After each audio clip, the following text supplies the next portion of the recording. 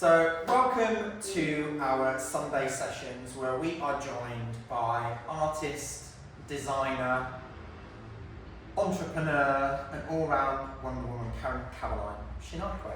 Thank you for joining us. Thank you, Trevor. You look sensational. Thank you. You always do. Thank you. I don't have rings on, so I hope they don't capture my no rings. People know me, I wear rings a lot, and I don't have it. I came out that ring, so What are you doing? Where are they? a bit disappointed, but yeah. Where are they? They're in my drawer, and I got them for Christmas as well, like new ones for Christmas, and a lovely bracelet, which a lovely person bought for me. I'm so upset, but anyway. So the accessories are your My thing, yeah. right? If you know my art, accessories are huge for me. So if you know Caroline's art, you'll know that everything is very decadent, very embellished, very bejeweled, and kind of extravagant. Mm-hmm. And I suppose that your art very much reflects your own. Yeah, a side of me, definitely. Yeah. Okay. Yeah. So you are an artist, a designer. You've just launched your clothing range. Mm-hmm. You are New merch, you have a very entrepreneurial spirit. You're a mother of 3. Like, how do you pack this all in? Very carefully and with a lot of patience and a lot of love. Okay. Definitely. Love is definitely the starting point of everything that I do, whether it's work and obviously my kids as well. Yeah. Obviously, Renee is following in your footsteps as part of CBC New Generation. Mm-hmm. So we'll get onto that in a little while. So CBC New Gen is an offshoot of CBC. Camden Black Creators, yeah. Tell me a little bit more about that. So, 2020, I was all in lockdown, and I live in the borough of Camden, and I really wanted to do something in Camden, when we were in lockdown, and we're thinking, I was thinking, I need to do more stuff within my community, because I didn't really know how far we could go anymore. Life was changing, nobody knew what it was going to look like.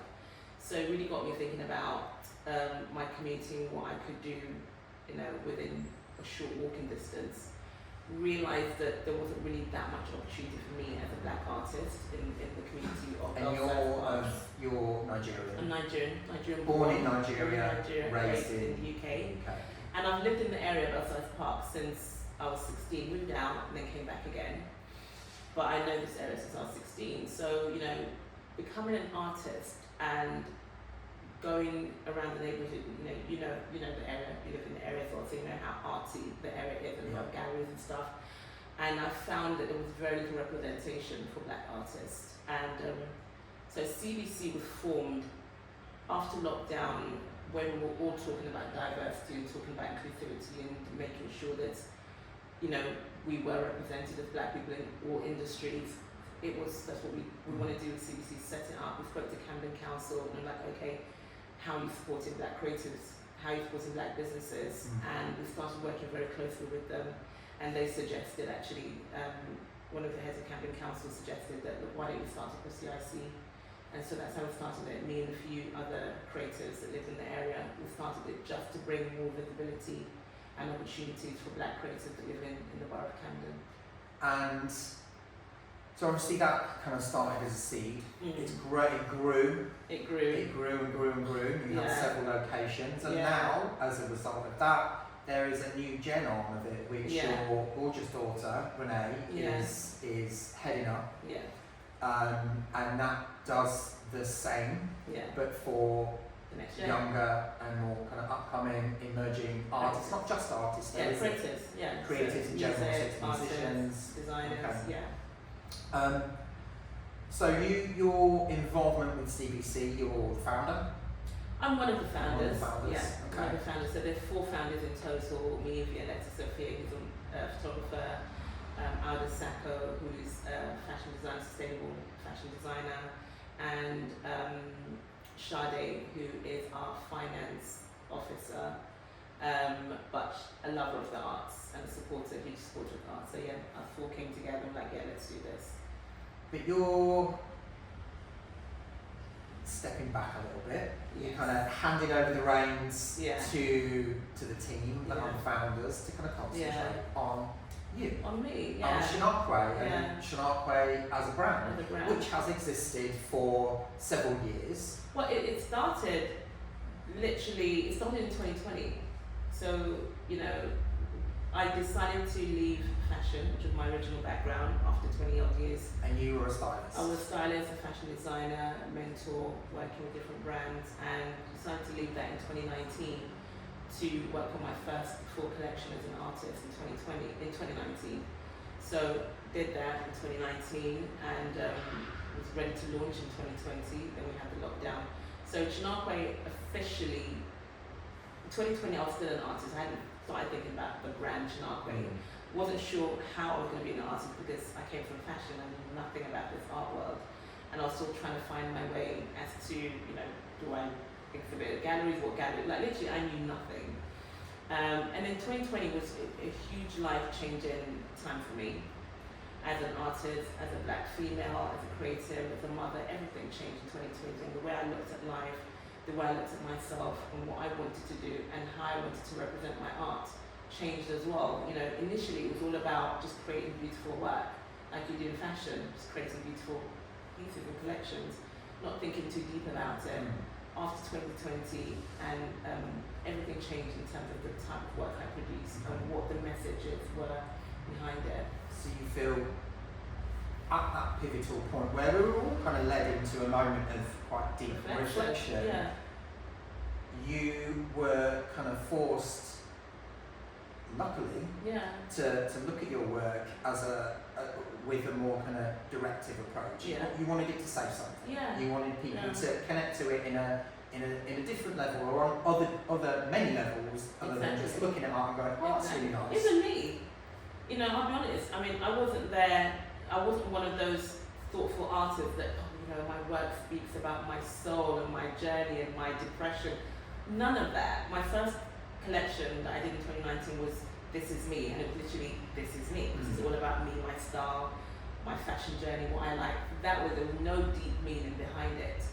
And you know, you hear about artists and they always have these deep stories. And I'm like, what's my deep story? I'm like, am I going to make up something? What am I going to say? So I was looking for something. I really wanted to have a story. You know, This Is Me wasn't a story in itself because it was about me. But it was a start. But it was a start. But I still didn't think it was deep enough. So in 2020, luckily, a deeper story emerged. You know, so the collection that I did during the 2020 lockdown was colorism, and it was deep. It was looking at racism in a different context. But this is kind of racism within our community, within the black community, and other marginalised community and cultures that, you know, have gone through colonisation and, you know, the effects of skin tone preference. And is this something that you have experienced yourself? Well, you've been the receiver of not really. this That's the other attitude or that's this view. Not really, and I can say that now because honesty is very, very important in understanding privilege. Of course, I'm a black woman and I know what racism is, and I have felt racism. Not necessarily directly. Everybody exactly has. You'd be some pretty kind of, ignorant. exactly, to say you haven't. Not directly in the sense that I've never been called a name or but indirect racism, unconscious bias. You see it, you feel it.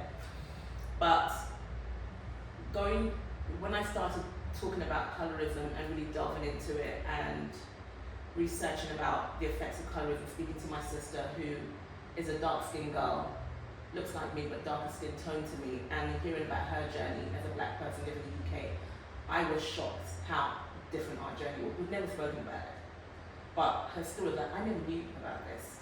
And this came about as a result of you exploring colorism, creating your artwork, speaking to people about the artwork and these conversations, all these parallels have appeared with you and even your sibling that you didn't even realise. No, I didn't realise that this is happening. And talking to friends and really going deep, and then speaking to and that's because of our skin tone. My skin tone is lighter than hers. So the privilege I had, which wasn't known to me then, but now I get. I'm like, of course, you know, that's why people reacted to me in this way.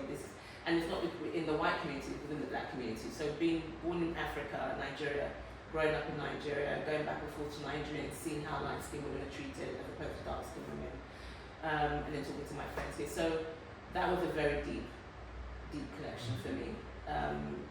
It didn't sell the most, but it meant the most, and it has meant the most. It was such an important collection, and it was off the back of 2020 and what we're all going through. And do you feel that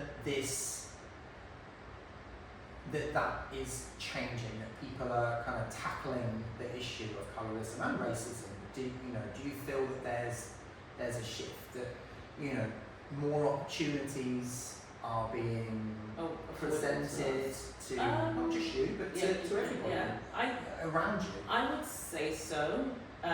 Obviously, after 2020, the world had to take stock of itself and reflect and look in the mirror. Businesses had to be accountable. There was no escaping it. And so, for the first couple of years, a lot of doors were open. And for me as a new artist that didn't really know the industry, didn't really have any contacts in the industry at all, I was very, very lucky and very blessed that doors were open for me. And I think that, I can't say it was all down to just my talent. I think there has to be a part of it that businesses and brands were like, okay, we need to do something. And I just happened to be lucky that I was in the right place at the right time. But there's definitely a long way to go, and it's definitely slowed down. As everything does. Money is a factor in everything. People have to look at their accounts and is it viable? Is it worthwhile for us to do this? How much are we going to invest in it? I had a conversation with, I'm not going to say the name of the group, big groups in case we get into trouble, about Black History Season in Camden, and I'd asked them, what budget do you guys have for Black History Season? And they were like, no. Really, there wasn't anything. I'm like, you're huge, you're a big part of the borough of Camden. How do you not have a budget for Black History? And Camden had Black History Season, we don't have Black History Month. So it goes on from October all the way to December. And I was like, well, this is, because no one's asking, no one's saying anything, they don't feel like they need to do it, which is a shame. So things like that, you think, okay, people slack back a little bit, they don't see it as important. And Black History Season should be a huge thing for all companies, the same way, we might celebrate Chinese New Year or Diwali or Christmas, whatever. Black History Season should be something that I would imagine all big organisations should have in their calendar and in their budget. This is what we're going to do. Represent their employees. Their employees, exactly. But and their customers. Exactly. Their customers, Yeah, people that give them their hard-earned money and support their businesses. So, a lot of changes, but the more you delve into it, the more you realise that we still have so far to go. And has it been, so a lot of opportunities have been afforded to you. Have you had to kind of reach out yourself, and how have you tackled that as a new artist, I suppose? I wouldn't say you're emerging, because you've always been creative. Your creativity has been out there in many different forms. But as an artist, how have you approached people, and what have you done to put yourself out there? Again, speaking honestly and transparently, I'm not going to sit here and say I've had the worst journey or the most difficult journey and the biggest struggle. Let me own it. I've been very, very lucky. I've been really, really lucky that a lot of the opportunities I've had people have come to me rather than me reaching out to them. So a lot of the doors that have been open, whether it's the Langham Hotel, Sorok, I did approach a friend, I want to get one bottle, and then Sorok had a meeting with me and gave me 50 bottles instead. And this was a collaboration as part of your latest merch launch? The merch, for my collection while I'm on pause, Where can you find it? On my website. You can't buy the Sorok bottles because they're limited, and they were for gifts. So I've got some which we're giving out to certain people, but who knows? There's something else that's happening to do with beverage and my artwork, which I'll talk about another Watch this space. So we have a number of Caroline's pieces here on our website, but you can also see more and pick up some merch at www.chinakwe.com. CHINAKW.com. I'm hopefully write in the caption at some point. We'll do. We'll get that information for you. But so there's a lot happening for you. A lot has happened in 2023. Yeah. What's on the cards for this year? So I started it. So as we were talking earlier on about me stepping back from CBC, you know, when I launched my business, I launched CBC the same year. So, you know, as a creative, it's hard for us to just focus on our creativity because it doesn't pay for a very, very, very long time. The creative industry, it's hard. But I knew that in order for me to make it work as an artist, I had to stop fashion, and I gave it up completely. It was the hardest, in 2019, hardest thing I ever did, hardest part of my life, hands down. But it was worth it. And that, I'm guessing that was because of you let go of having a steady income, you let go of having certain people around you, security. You knew for years, exactly, and going into a world that I knew nothing about. So when I started the business, the brand, and I launched a brand in 2021, and we launched CBC at the same time. So again, here I was with a business and an organisation that I was managing and I was chair of. So that was 50-50 again.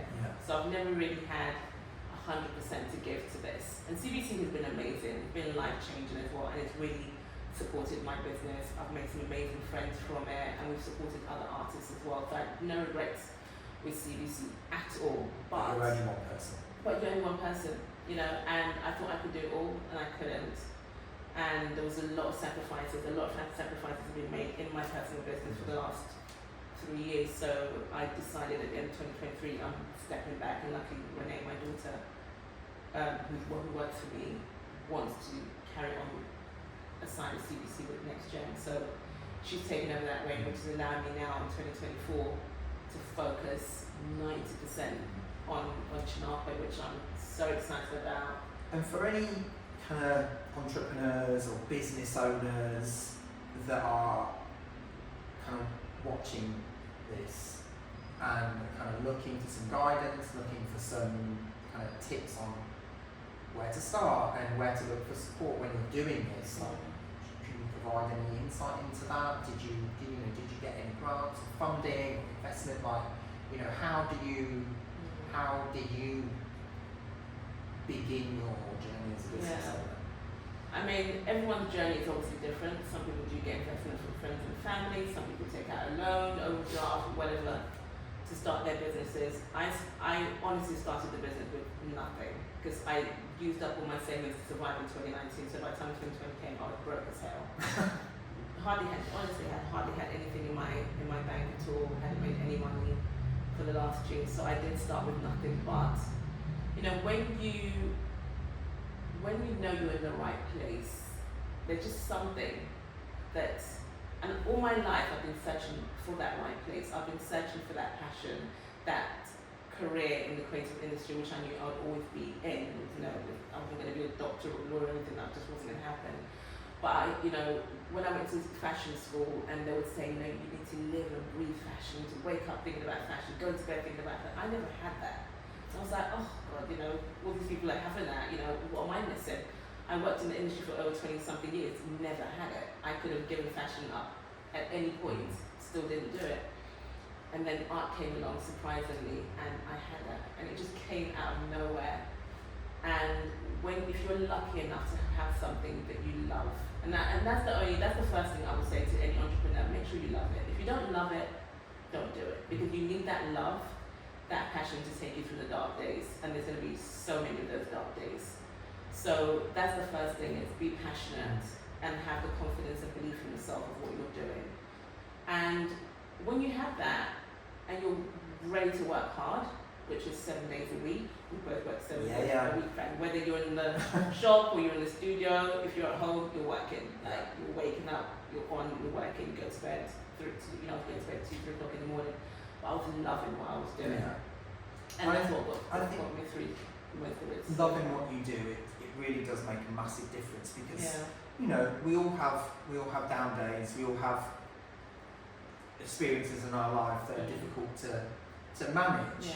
But I know for myself, whatever's going on around me with this place, there's not a single day that I don't want to be here. Yeah. Like, I love it being surrounded by creativity, being surrounded by, all the gorgeous art, but that's also changed my perspective about what I need to be happy.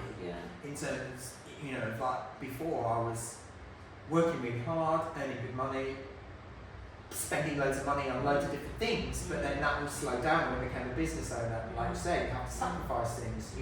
You don't have the same amount of accessible cash or resources or people around you. So when you're kind of thrown into that, you're like, oh, actually, I don't need that, and I don't need that, and I don't need that. Like, you strip it all back, especially with the arrival of COVID-19. Again, we all learned that we needed a lot less. And we could survive. We survived.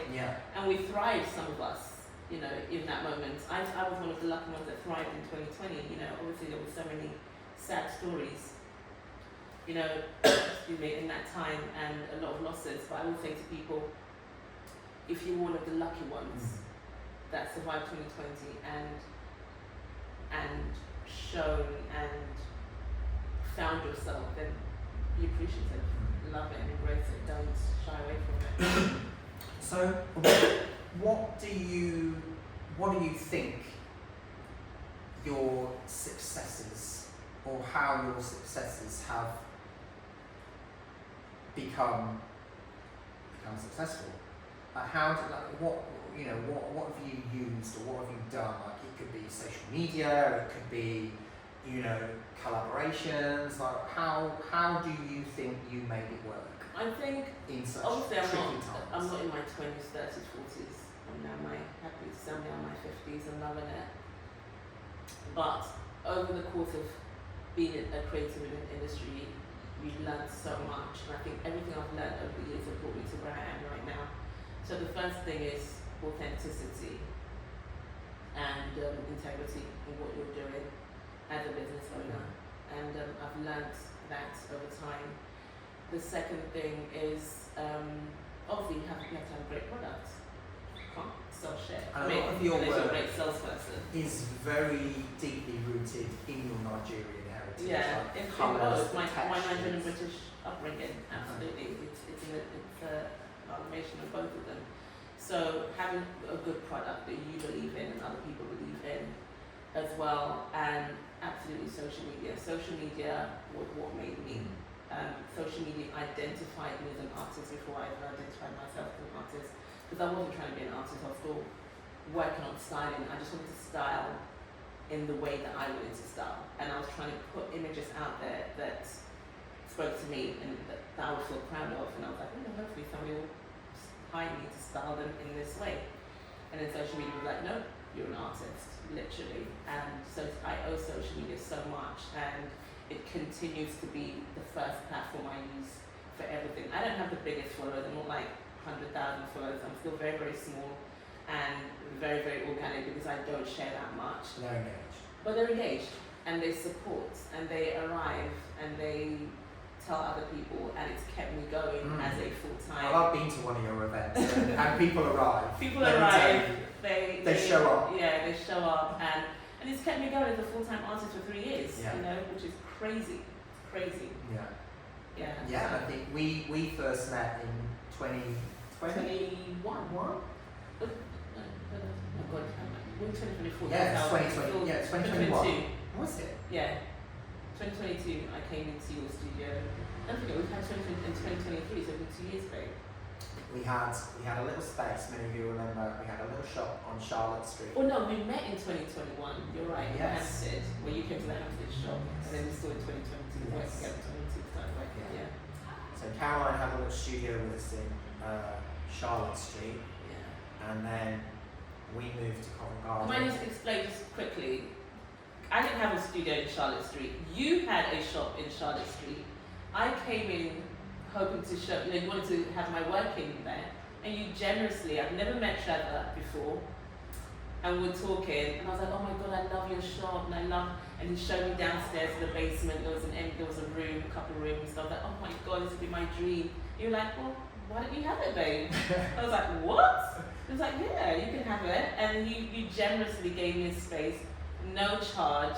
So no, I didn't have a studio. Well, No, you did I then have have a studio eventually, but it wasn't like, oh, I have my studio in Charlotte Street. No, you generously gave me a free studio space in Charlotte Street. I think, like you were saying, people.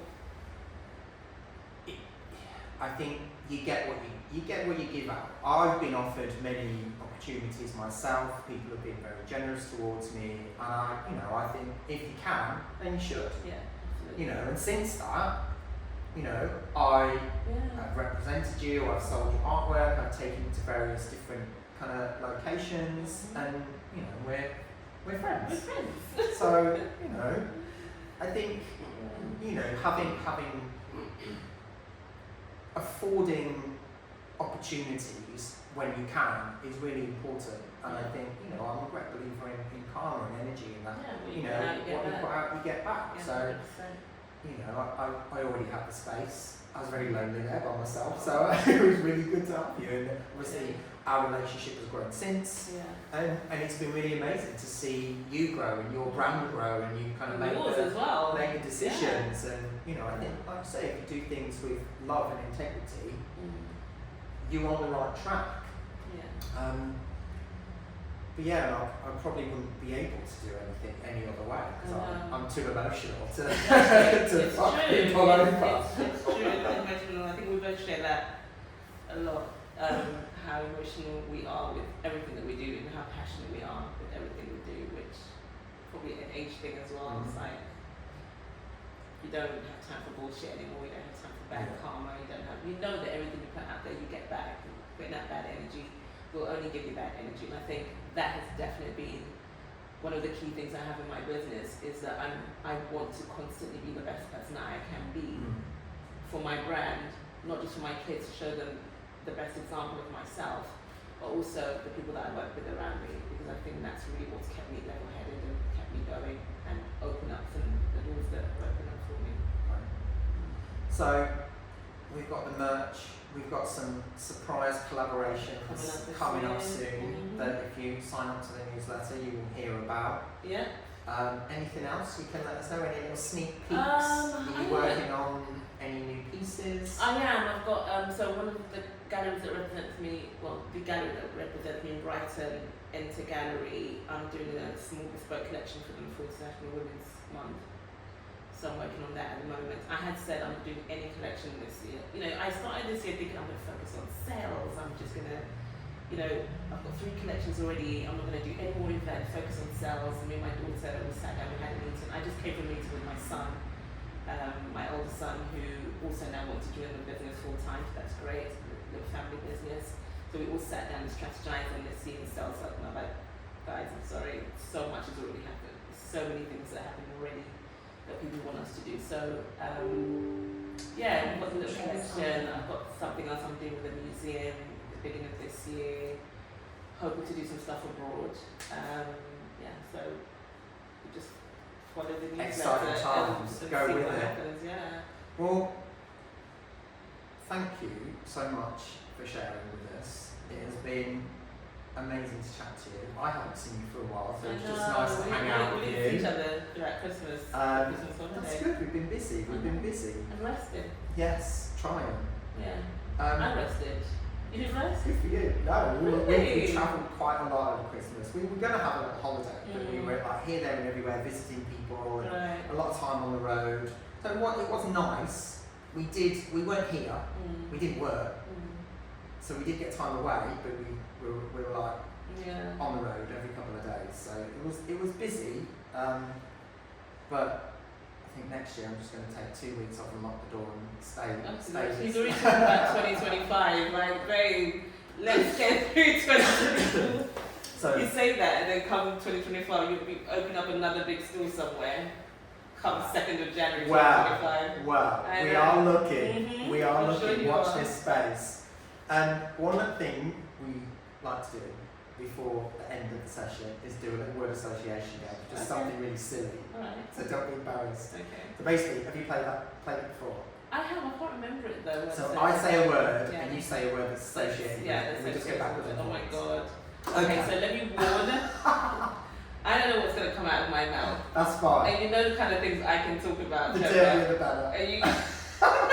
Okay. Yeah. I'll try to be Okay. as much as So, possible. I'm going to start with leather. Oh gosh. Black. Kink. Kink. Yeah. What the heck? Sorry. What is kink? I'm Nigerian. I don't know a lot of British words. What's kink? What's a kink? What is that? What's a kink? A kink is like a fetish. Oh, I've never heard of that. A kink is a fetish. What does that mean? A kink is a fetish. Kink is fetish, yeah. Like, give me a context. Bondage. Bondage. So what? It's kink. Is a kink. Okay. Or like, like licking toes is a kink. Okay. I've never heard of that word. Kink. Bondage. Fetish.